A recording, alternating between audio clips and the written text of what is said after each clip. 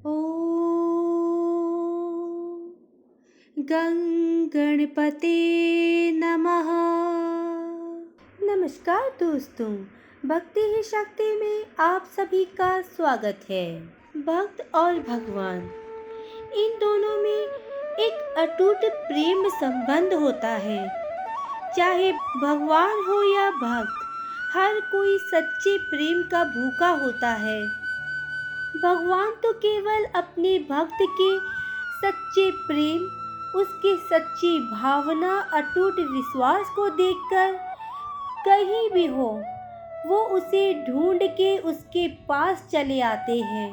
भक्त का प्रेम, भक्त की चिंता उन्हें अपने भक्त के पास खींची चली ले जाती है।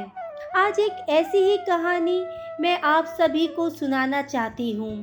भक्त और भगवान के प्रेम की सच्ची कहानी। हमारे ठाकुर जी। एक बार एक बहुत बड़े संत अपने एक शिष्य के साथ दिल्ली से वृंदावन को वापस जा रहे थे। रास्ते में उनकी कार खराब हो गई। वहीं पास में एक ढाबा था।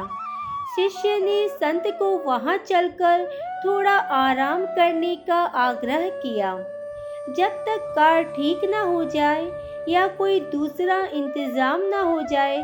ढाबे के मालिक ने जब देखा कि इतने बड़े संत उसके ढाबे पर आए हैं, तो उसने जल्दी जल्दी शुद्ध सात्विक भोजन तैयार करवाया और संत से आग्रह किया कि कृपया करके आप ये भोजन ग्रहण करें। संत ने बड़े ही विनम्र भाव से कहा कि वो सिर्फ भोग लगा हुआ प्रसाद ही पाते हैं। ढाबे का मालिक बहुत निराश हुआ और शिष्य भी दुखी था कि संत ने सुबह से कुछ भी नहीं खाया है।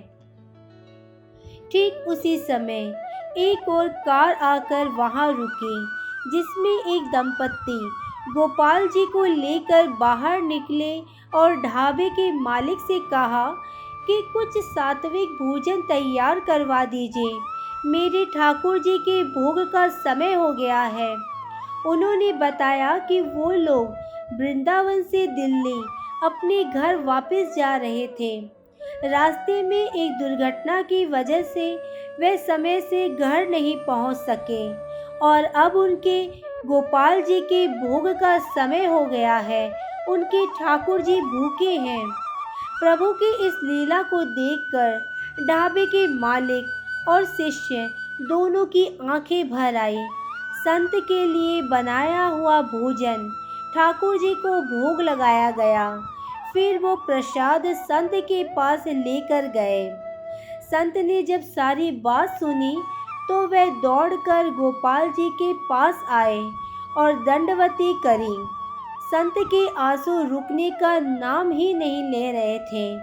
संत ने कहा, कन्हैया, आज तूने मेरे लिए इस ढाबे पर, जहाँ प्याज और लहसुन की गंध से मेरे लिए भी बैठना कठिन हो रहा था, वहाँ तूने मेरे लिए आकर भोग लगाया कि कहीं मैं भूखा ना रह जाऊं।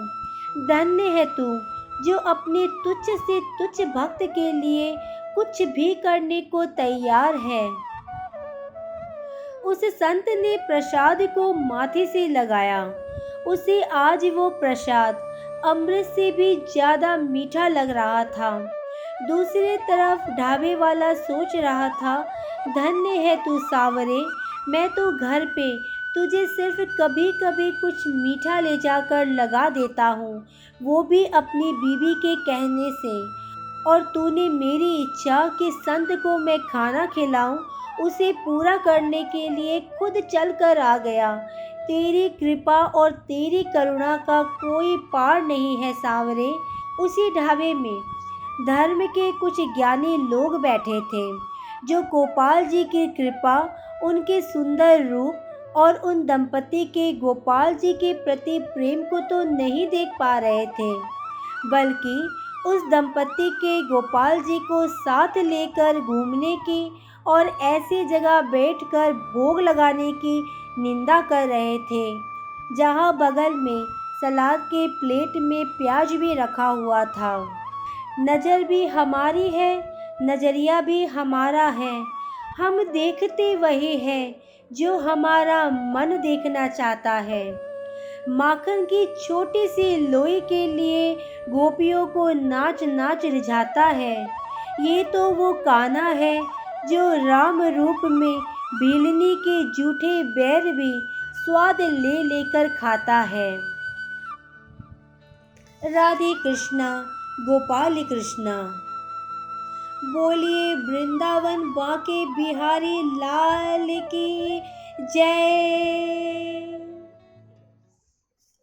आज की वीडियो में बस इतना ही। अगर आपने मुझे अब तक सब्सक्राइब नहीं किया है तो सब्सक्राइब जरूर करें। कमेंट और लाइक करना ना भूलें। इसी कामना के साथ कि आप हमेशा खुश रहें, स्वस्थ रहें। नमस्कार।